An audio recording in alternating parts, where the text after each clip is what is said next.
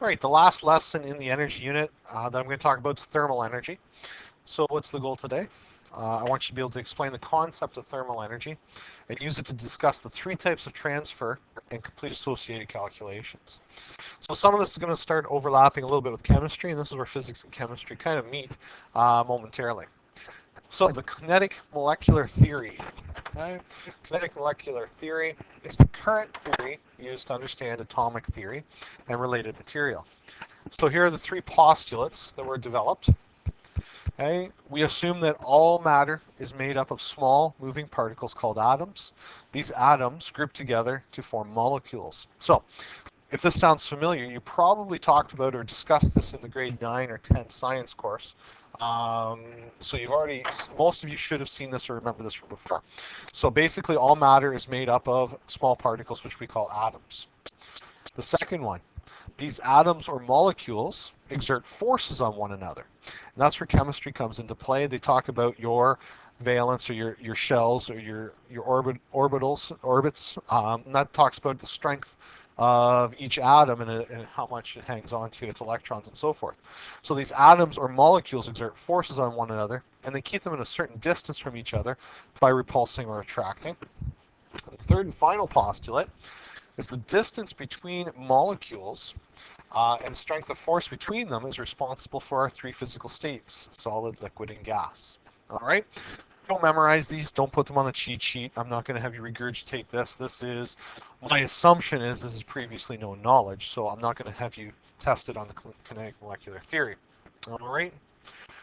So let's talk about some analogies here and give you some diagrams to run from. So we have states. So we have solids, we have liquid, and we have gas. So what would the structure look like of a solid? Well, the solid is going to look like,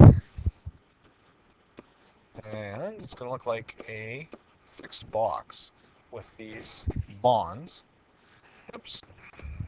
I want to do my bonds in a different color. So they have these very stiff bonds of repulsion and attraction.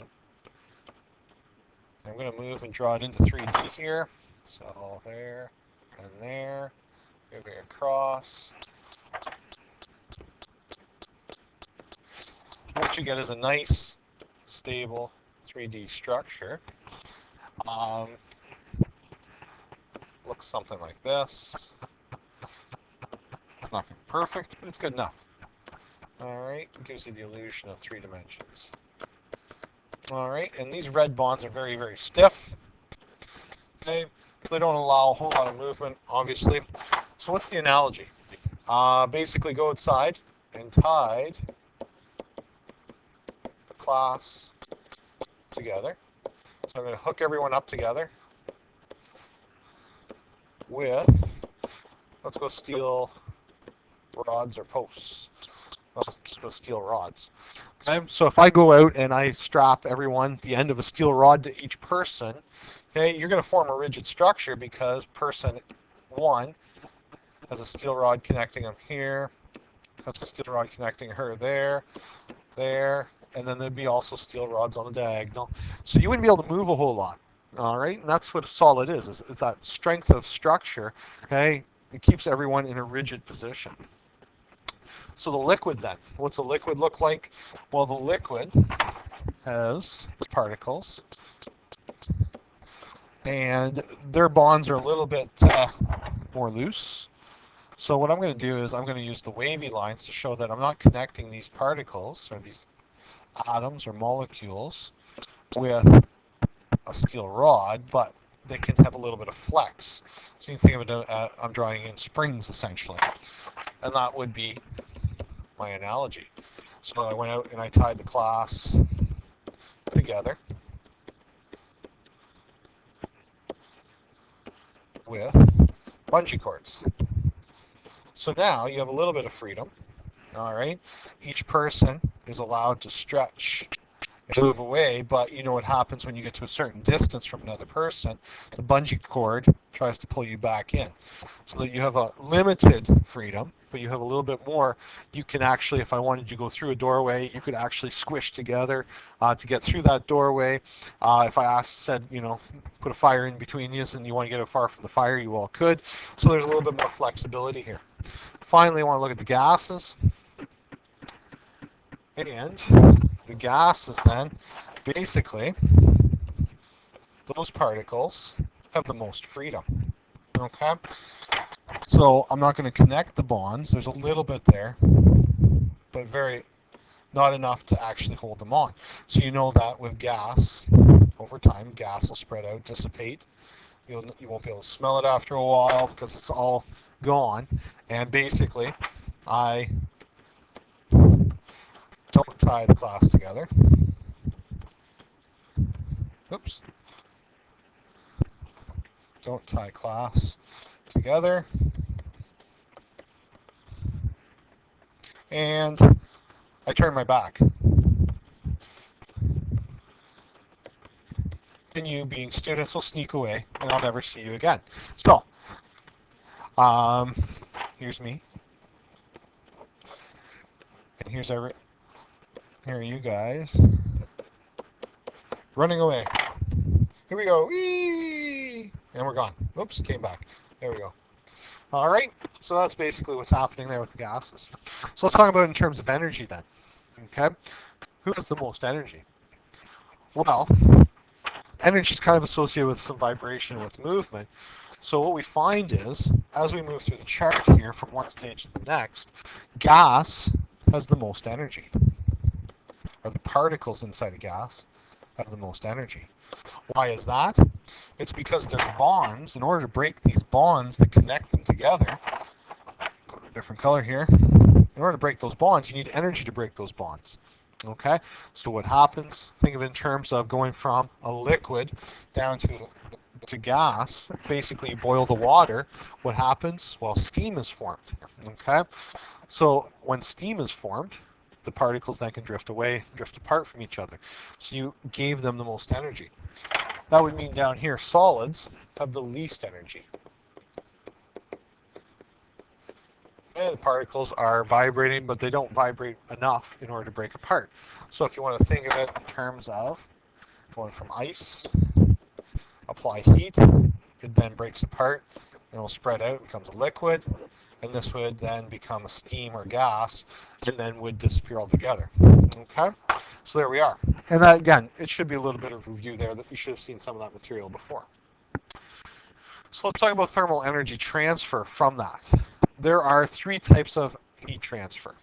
So the first one, this is where you definitely start making sure that this gets onto a cheat sheet if you don't fully understand it, and please make sure you ask.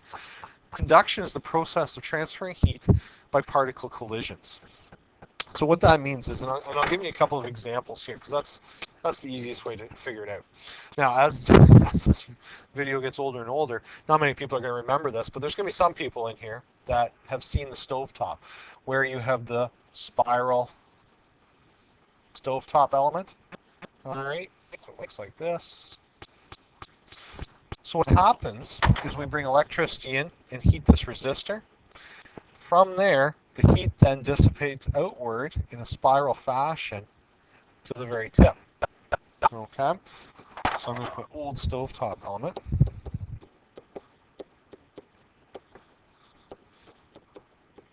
Another example, when I ask people in class, I'm actually kind of surprised by this, but maybe I shouldn't be so surprised. At a campfire. Okay, so here's my fire. Okay, people tell me that, oh yeah, I know that. I've had that experience before, because when I've been roasting my marshmallow on my steel hanger, it gets kind of hot on the end of the hanger. I didn't figure a lot of people use metal hangers, but what happens is that the fire heats up the end of the hanger, and that heat then moves up the hanger toward your hand. So that's what we have for conduction. Okay, so there are two examples that it will kind of give you a feel for what conduction is. I'm hoping a lot of people can come up with some others. So cooking with a steel hanger. All right. So it's that transfer of energy. So let's just talk about this for a second. It's going to come up in the next unit as well, the difference between conduction versus insulator. So in this context, a conductor is a material that readily transfers heat energy. All right, so as the energy goes, as it gets heated up, the particles pass it along very, very quickly. It's like a bucket brigade again. Okay, it passes it down the line. An insulator, though, so like a wood stick, for example, is a material or wood just catches on fire, that resists the transfer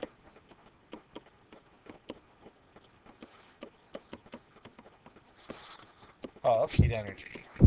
Okay, so there's the difference between the two. So a conductor will readily transfer that heat energy up. And that's why we use the particular material for a stovetop element. All right. The next one's convection, and that's the transferring heat by circulating path of fluid. So how's that work? So some of the people here that take shop, okay, I've seen this before. Think of this as an open house. Let's forget about the second floor for a second. Some houses are heated by either radiators or maybe a wood stove. So I'm going to put my wood stove down here. Okay, a little bit different with forced air. So here's my wood stove. Illegal. I'm going to pop it out the side of the house. Okay, so what happens? Well, this wood stove will generate heat. So the heat radiates out in all directions, but I'm going to look at the heat that's going in this direction. So it's going to head, and hopefully most people know that hot air rises. So that heat is going to the top of the house. So what do people do? Well, in order to combat that, a lot of houses will install ceiling fans. And don't laugh at my ceiling fan. It's a really big one, which forces that heat energy downward. Okay? So what happens though is that heat rises. Okay, so there's our heat. What happens down here is that the heated air is rising and it leaves a vacuum.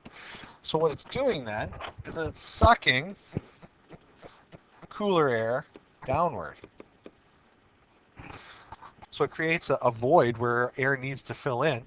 So then we get this circular motion then of the air in an open, sort of an open room. Whoops, I just didn't want it to actually complete. Doesn't really matter, does it? Okay, so it's circulating in there. So that hot air will rise, it eventually will cool, matching up with the rest of the temperature in the room, and then that cool air will drop down and become heated by either the wood stove or the radiator. Now forced air, we don't get as much convection in the house with the forced air. Actually, I shouldn't say that. It's a little bit different system because you have air returns. So the convection is a forced occurrence, whereas this is just looking at one room in the house. All right, I'll cut it off there and I'll finish the lesson in the next video.